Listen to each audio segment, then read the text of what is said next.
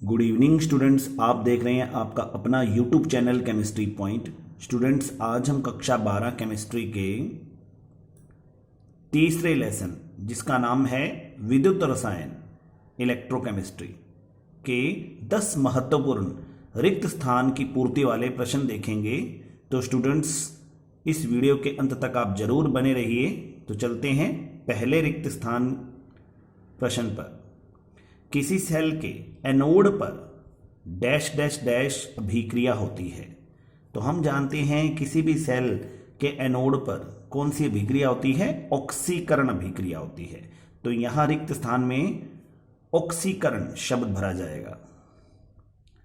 दूसरा प्रश्न, किसी सेल के इलेक्ट्रोडों के बीच की दूरी स्मॉल एल तथा उनके अनुप्रस्थ काट कैपिटल ए के क्षेत्रफल के अनुपात को डैश डैश डैश कहते हैं। तो स्मॉल एल तथा कैपिटल ए के अनुपात को बोला जाता है सेल स्थिरांक, जिसे जी स्टार से रिप्रेजेंट करते हैं। तो यहां रिक्त स्थान में भरेंगे हम सेल स्थिरांक। सेल स्थिरांक जो होता है वो जी स्टार होता है, और सेल स्थिरांक का मतलब होता है स्मॉल एल अपॉन में ए। ओम इनवर्स यानी जो इकाई ओम इनवर्स है वो डैश डैश डैश के लिए प्रयुक्त की जाती है, यानी बताना है ये किसके लिए प्रयुक्त की जाती है। तो जो इकाई ओम इनवर्स है ये चालकत्व के लिए प्रयुक्त की जाती है। तो यहां जो रिक्त स्थान है यहां हम चालकत्व शब्द भरेंगे। 4 नंबर रिक्त स्थान है, किसी धातु तथा उसके आयन के विलयन के मध्य उत्पन्न विद्युत विभवांतर को डैश डैश डैश कहते हैं। तो धातु तथा उसके आयन के विलयन के मध्य उत्पन्न विद्युत विभवांतर को इलेक्ट्रोड विभव कहते हैं। तो यहां जो रिक्त स्थान है उसमें हम इलेक्ट्रोड विभव ये शब्द भरेंगे। प्रतिरोधकता का व्युत्क्रम डैश डैश डैश कहलाता है। प्रतिरोधकता का जो व्युत्क्रम होता है वो चालकता या विशिष्ट जो चालकत्व है वो कहलाता है, और विशिष्ट चालकत्व या चालकता को कप्पा से रिप्रेजेंट करते हैं। कप्पा बराबर क्या होता है? 1/ρ होता है। 6 नंबर एक स्थान प्रश्न है, जल तथा वायु की उपस्थिति में धातुओं की सतह पर उनके ऑक्साइड या उनके अन्य लवणों की परत का चढ़ना डैश डैश डैश कहलाता है।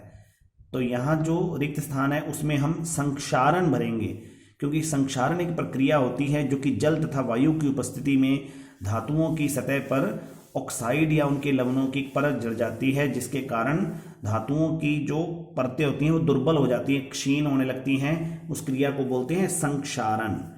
तो यहां संक्षारण शब्द भरा जाएगा रिक्त स्थान में।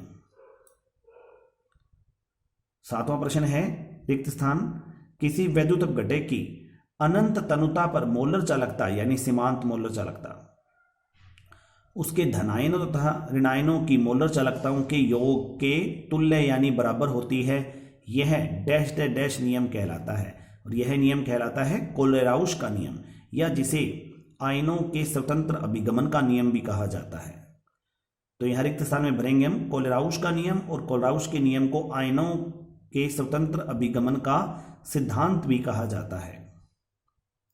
8वां प्रश्न है, तनुता बढ़ाने पर यानी सांद्रता कम करने पर मोलर चालकता।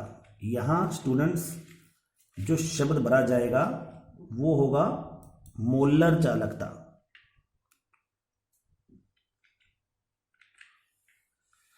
तनुता बढ़ाने पर या सांद्रता कम करने पर मोलर चालकता के मान में डैश डैश डैश होती है, यानी कमी होती है या वृद्धि होती है, ये बताना है हमें। तो तनुता बढ़ाने पर या सांद्रता कम करने पर जो मोलर चालकता है उसके मान में वृद्धि होती है।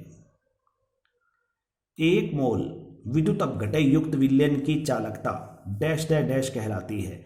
1 मोल विद्युत अपघटय पदार्थ की मोलर चालकता युक्त विलयन की चालकता को मोलर चालकता बोलते हैं। तो यहां हम शब्द भरेंगे मोलर चालकता। 10वां और अंतिम रिक्त स्थान प्रश्न है, जलीय विलयन में लिथियम धातु प्रबलतम अपचायक होती है क्योंकि इसका इलेक्ट्रोड विभव यानी अपचयन विभव डैश डैश डैश होता है।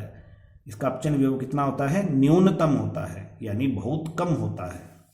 तो यहाँ न्यूनतम शब्द भरा जाएगा। तो स्टूडेंट्स ये थे इलेक्ट्रोकेमिस्ट्री चैप्टर के कुल 10 रिक्त स्थान प्रश्न।